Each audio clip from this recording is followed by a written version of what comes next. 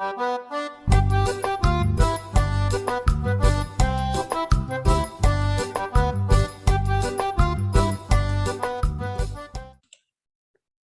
alunos do nono ano, sejam muito bem-vindos à nossa aula de língua portuguesa. Hoje nós faremos a leitura do fragmento do conto O Diabo e Outras Histórias. Mas calma aí, calma aí. Não tem nada de macabro nessa história, não. E não estamos falando daquele diabinho que nós costumamos ver nos desenhos animados, certo? É um fragmento do conto de Levi Tolstói, né, um escritor russo, que resolveu dar voz a um cavalo. Isso mesmo. Trata-se de Memórias de um Cavalo, que passa longo tempo observando o comportamento das pessoas e os valores do ser humano. Vamos à leitura? Era inverno, época de festas, não me deram nem de comer nem de beber durante o dia inteiro. Fiquei sabendo depois que aquilo acontecera porque o cavalariço estava bêbado. Naquele mesmo dia, o chefe veio à minha baia, deu pela falta de ração e foi-se embora xingando com os piores nomes o cavalariço, que não estava ali. No dia seguinte, acompanhado de um peão, o cavalariço trouxe fé na nossa baia. Notei que ele estava especialmente pálido, abatido. Tinha nas costas longas algo significativo, que despertava piedade.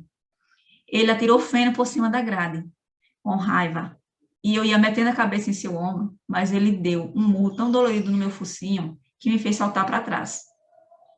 E ainda por cima, chutou minha barriga com a bota. Não fosse esse lazarento, nada disso tinha acontecido. Mas o que aconteceu? Perguntou o outro cavalariço. Os potros do conde ele não inspeciona, mas este ele examina 2 vezes por dia. Será que deram uma malhado mesmo para ele? Se deram ou venderam, só o diabo sabe.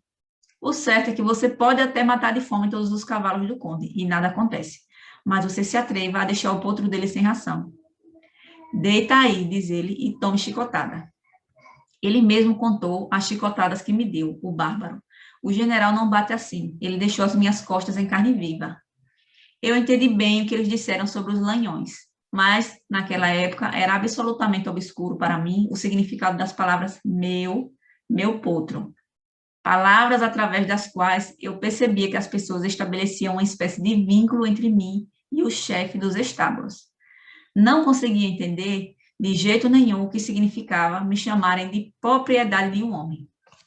As palavras meu cavalo, referidas a mim, um cavalo vivo, pareciam-me tão estranhas quanto as palavras minha terra, meu ar, minha água. No entanto, essas palavras exerciam uma enorme influência sobre mim. Eu não parava de pensar nisso, e só muito tempo depois de ter as mais diversas relações com as pessoas, compreendi finalmente o sentido que me atribuíam aquelas estranhas palavras. Era o seguinte: os homens não orientam suas vidas por atos, mas por palavras. Eles não gostam tanto da possibilidade de fazer ou não fazer alguma coisa, quanto da possibilidade de falar de diferentes objetos, utilizando-se de palavras que convencionam entre si. Dessas, as que mais consideram são meu e minha, que aplicam a várias coisas, seres e objetos, inclusive a terra, às pessoas e aos cavalos. Convencionaram entre si que para cada coisa apenas uma deles diria meu. E aquele que diz meu para o maior número de coisas é considerado o mais feliz, segundo esse julgo. Para que isso? Não sei, mas é assim. Antes eu ficava horas a fio procurando alguma vantagem imediata nisso, mas não dei com nada. Muitas das pessoas que me chamavam, por exemplo, de meu cavalo, nunca me montavam. As que o faziam eram outras, completamente diferentes. Também não eram bem outras as que me alimentavam. As que cuidavam de mim, mais uma vez, não eram as mesmas que me chamavam de meu cavalo, mas os cocheiros. Os tratadores, estranhos de modo geral. Mais tarde, depois que ampliei o círculo de minhas observações, convenci-me de que, não só em relação a nós, cavalos, o conceito de meu não tem nenhum outro fundamento senão o do instinto vil e animalesco dos homens, que eles chamam de sentimento ou direito de propriedade. O homem diz, minha casa, mas nunca mora nela. Preocupa-se apenas em construí-la e mantê-la. O comerciante diz, meu bazar de lãs, por exemplo, mas não tem roupa feita das melhores lãs que há no seu bazar. Existem pessoas que chamam a terra de minha, mas nunca a viram nem andaram por ela. Existem outras que chamam de meus outros seres humanos, mas nenhuma vez sequer botaram os olhos sobre eles, e toda a sua relação com essas pessoas consiste em lhes causar mal. Existem homens que chamam de minhas as suas mulheres ou esposas, mas essas mulheres vivem com outros homens. As pessoas não aspiram a fazer na vida o que consideram bom, mas a chamar de minhas o maior número de coisas. Agora estou convencido de que é nisso que consiste a diferença essencial entre nós e os homens. É por isso que, sem falar das outras vantagens que temos sobre eles, já podemos dizer, sem vacilar, que na escada dos seres vivos estamos acima das pessoas. A vida das pessoas, pelo menos daquelas com as quais convivi, traduz-se em palavras, a nossa em atos. E eis que foi o chefe dos estábulos que recebeu o direito de me chamar de meu cavalo. Por isso, açoitou o cavalariço. Essa descoberta me deixou profundamente impressionado e levou-me a me tornar o malhado, ensimesmado e sério que eu sou.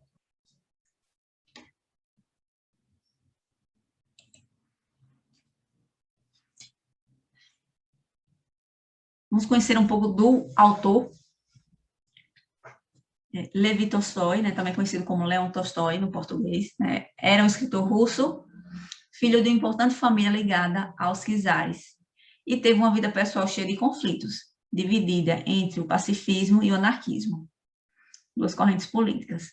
Foi um pensador social e moral e um dos mais relevantes autores da narrativa realista de todos os tempos. Entre suas obras destacam-se Infância, Contos de Sebastopol, Guerra e Paz, que é muito famoso mundialmente, Ana Karenina, A Morte de Ivan Lit, A Sonata de Kreutzer e o seu último romance, Ressurreição. Vocês notaram no texto que algumas palavras estavam em destaque, né? Como as palavras cavalariço, lanhões e ensimesmado. Essas palavras, né, vocês encontram no glossário aí, abaixo do texto, que é um mini vocabulário, né? Cavalariço é um indivíduo que cuida de animais em cavalarias, estribeiro. Ensimesmado, voltado para dentro de si mesmo, concentrado, recolhido. E lanhão quer dizer golpe, ferimento, feito com instrumento cortante. Ferimento no corpo proveniente do arrancamento de tiras de couro ou de pele, marca de açoite na pele, que era o que o cuidador, né, dos cavalos apareceu por não ter ido colocar o alimento para eles. E vocês observaram, né, que o narrador da história é o cavalo, né? Nós ficamos conhecendo a história através da voz desse cavalo, que não é um cavalo comum, né? Ele faz uma análise do comportamento das pessoas, né? E reflete sobre como as pessoas levam a vida a possuir propriedades, né? E não em valorizar aquilo que tem, né? Não o ter físico, né? Mas de bens imateriais, aquilo que realmente a gente leva dessa vida, né? Que são as experiências, a boa convivência com as pessoas, o amor que nós damos a elas, né? O tempo que nós convivemos com os nossos entes queridos. E até com os animais, como ele mesmo diz, né? Quem me chamava de meu, não cuidava de mim, não me montava, né? Então, só tinha de seu como propriedade, né? As pessoas enchem a boca para dizer é meu, né? Eu sou o dono, como se isso fosse a coisa mais importante da face da Terra, né?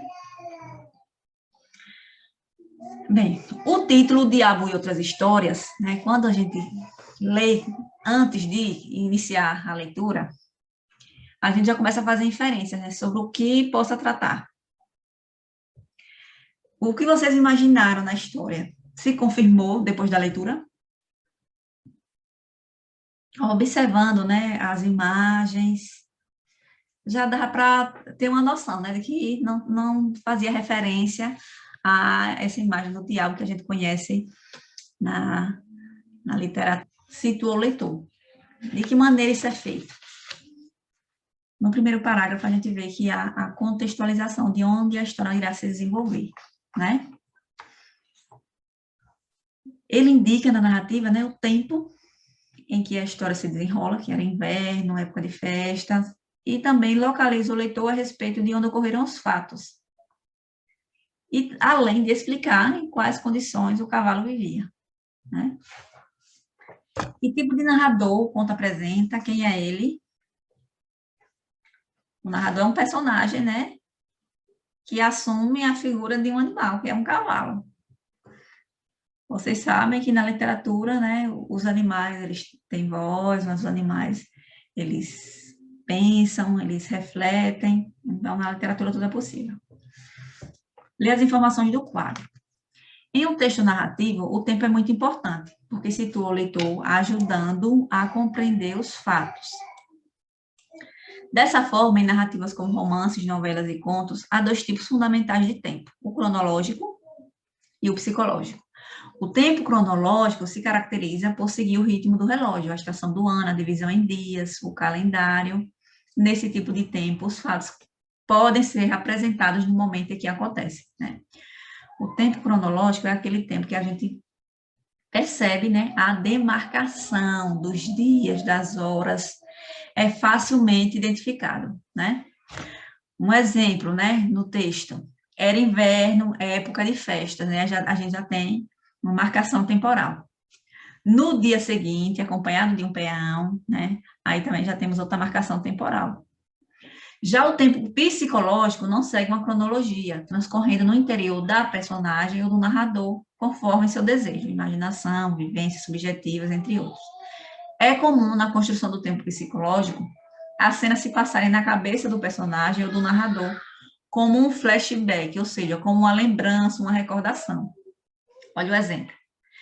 Eu não parava de pensar nisso, e só muito tempo depois de ter as minhas diversas relações com as pessoas, compreendi finalmente o sentido que atribuía àquelas estranhas palavras.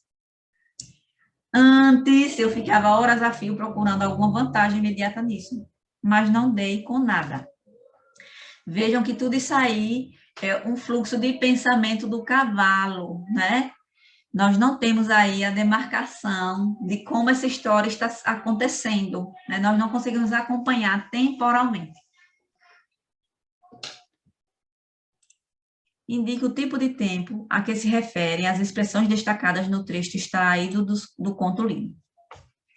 Mais tarde, depois que ampliei o círculo de minhas observações, convenci-me de que, não só em relação a nós, cavalos, o conceito de meu não tem nenhum outro fundamento. Aí nós temos a demarcação do tempo psicológico. A gente não consegue encontrar, né, uma marca temporal. Naquele mesmo dia, o chefe veio à minha baia, deu pela falta da ração e foi-se embora xingando com os piores nomes o cavalariço. Olha aí uma marcação temporal. Naquele mesmo dia, né? Aí nós temos o tempo cronológico. Muitas das pessoas que me chamavam, por exemplo, de meu cavalo, nunca me montavam. Aí também outro exemplo de tempo psicológico. Releia o trecho a seguir, em que o personagem principal expõe suas ideias. O homem diz, minha casa, mas nunca mora nela. Preocupa-se apenas em construí-la e mantê-la. O comerciante diz, meu bazar de lãs, por exemplo, mas não tem roupa feita das lãs que há em seu bazar. Existem pessoas que chamam a terra de minha, mas nunca viram nem andaram por ela. Existem outras que chamam de meus outros seres humanos, mas nenhuma vez sequer botaram os olhos sobre eles. E toda a sua relação com essas pessoas consiste em lhes causar o mal. Pura verdade, né? Indique qual das frases a seguir, retiradas do texto, corresponde à ideia apresentada nesse trecho. As pessoas não aspiram a fazer na vida o que lhe consideram bom. B. Já podemos dizer, sem vacilar, que na escada dos seres vivos estamos acima das pessoas. C. Mais tarde, depois que ampliei o círculo de minhas observações, convenci-me de que, não só em relação a nós, cavalos, o conceito de meu não tem nenhum outro fundamento, senão o de instinto vil e animalesco dos homens, que eles chamam de sentimento ou direito de propriedade. Então, destas 3 frases, né, a que corresponde à ideia apresentada naquele trecho é a frase C, né? 5. O que o cavalo pensa a respeito de ter um dono e não ser esse dono o seu cuidador? O cavalo julga estranha, né, essa maneira como os seres humanos lidavam com as questões de propriedade, pois aquele que o chama de meu não era o mesmo que cuidava dele. Por vezes, não entendia o fato de ser propriedade de alguém que não alimentava nem montava, e isso para ele era motivo de decepção. 6. O que o cavalo percebeu sobre o uso que os seres humanos faziam da palavra meu? Que relação ele estabeleceu entre essa palavra e o conceito de felicidade? Ele percebeu que o uso dessa palavra era atribuído à noção de propriedade e de felicidade, ou seja, era considerado mais feliz aquele que dissesse meu para o maior número de pessoas. 7. O cavalo conseguia compreender esse tipo de comportamento? Transcreva um trecho que comprova essa resposta. Não, né? O trecho que comprova. Para que isso? Não sei, mas é assim. Antes eu ficava horas a fio procurando alguma vantagem imediata nisso, mas não dei com nada. 8. Que sentido a palavra meu tinha para o cavalo? Para o cavalo, a palavra meu só fazia sentido em uma relação próxima, concreta, de afetividade. 9. É possível afirmar que no texto o personagem do cavalo foi humanizado? Por quê? Sim, porque apresenta sentimentos, atitudes e reflexões normalmente atribuídos a seres humanos. 10. No conto, há uma inversão entre o que é humano e o que é animal. Explique essa afirmação. O cavalo, né, um animal, aparece na história repleto de características que humanizam, enquanto o ser humano é apresentado de maneira animalesca, em consequência do significado que atribui à palavra meu, do modo como entende o conceito de propriedade e de como ele se relaciona com o outro e com aquilo que lhe pertence. 11. Estruturalmente, a que tipo de narrativa literária esse conto se assemelha? Assemelha-se à fábula, pois o protagonista é um animal dotado de características humanas e a narrativa apresenta uma intenção moralizante.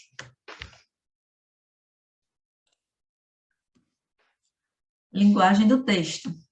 Leia as informações do quadro. Paradoxo é uma palavra de origem latina, formada pelo prefixo para, que é contrário ou oposto, e sufixo doxa, que significa opinião, significando literalmente opinião contrária. Trata-se de uma figura de linguagem que reúne ideias contraditórias em um mesmo contexto, frase ou pensamento. Indique as alternativas que trazem trechos do texto que podem ser considerados exemplos de paradoxo. A. O homem diz minha casa, mas nunca mora nela. Preocupa-se apenas em construí-la e mantê-la. Não conseguia entender de jeito nenhum o que significava me chamarem de propriedade de um homem. Sei. As palavras meu cavalo, referidas a mim, o cavalo meu, pareciam-me tão estranhas quanto as palavras minha terra, meu ar, minha água. D. Existem pessoas que chamam a terra de minha, mas nunca a viram nem andaram por ela. Então, dessas frases aí, qual é a que pode ser considerada um exemplo de paradoxo? D e A. 2. Nos trechos indicados como resposta à questão anterior, qual palavra foi empregada para introduzir a conjunção mas? Ela que introduz uma oposição às ideias. Leia as informações deste quadro. A anáfora é uma figura de linguagem que se caracteriza pela repetição de uma mesma palavra ou várias sucessivamente, no começo de orações, períodos ou versos. Transcreva. O do texto é um exemplo de anáfora. No texto, né, nós vemos que se repete muito. Minha casa, né, meu bazar. Quando o homem diz minha casa, mas nunca mora nela, preocupa-se apenas em construí-la e mantê-la. O comerciante diz meu bazar de lãs, por exemplo, mas não tem roupa feita das lãs do seu bazar. Existem pessoas que chamam a terra de minha, mas nunca viram nem andaram por ela. Existem outras que chamam de meus, outros seres humanos, mas nenhuma vez sequer botaram os olhos sobre eles. E toda a sua relação com essas pessoas consiste em causar mal. Existem homens que chamam de minhas as suas mulheres ou esposas, mas essas mulheres vivem com outros homens. Vocês notaram aí que ele está sempre iniciando, né? Cada ideia, como o homem diz, o comerciante diz, existem pessoas, existem homens, existem outras, né? Com essa mesma estrutura. Então, nós podemos considerar que seja o uso da anáfora. Que efeito o uso dessa figura de linguagem produz no texto? A repetição dá ênfase e torna mais expressiva a mensagem passada pelo narrador-personagem, para mostrar como a postura dos seres humanos se repete, corroborando sua teoria sobre a necessidade humana de ter, de possuir, e dessa forma construindo a argumentação. E leia esse trecho do conto. Existem pessoas que chamam a terra de minha, mas nunca viram nem andaram por ela. Existem outras que chamam de meus, outros seres humanos, mas nenhuma vez sequer botaram os olhos sobre eles, e toda a sua relação com essas pessoas consiste em lhes causar mal. Existem homens que chamam de minhas as suas mulheres ou esposas, mas essas mulheres vivem com outros homens. As expressões destacadas são exemplos de anáfora ou de paradoxo. As expressões são: existem pessoas, existem outras e existem homens. Aí nós temos um exemplo de anáfora. Pronto. Nossa aula chegou ao fim. Espero que tenham gostado da leitura do conto, que faz a gente refletir um pouco sobre o valor que nós damos às coisas e não às pessoas, não é? É muito importante a gente parar e refletir um pouco sobre isso. Bem, fiquem em paz e até a próxima.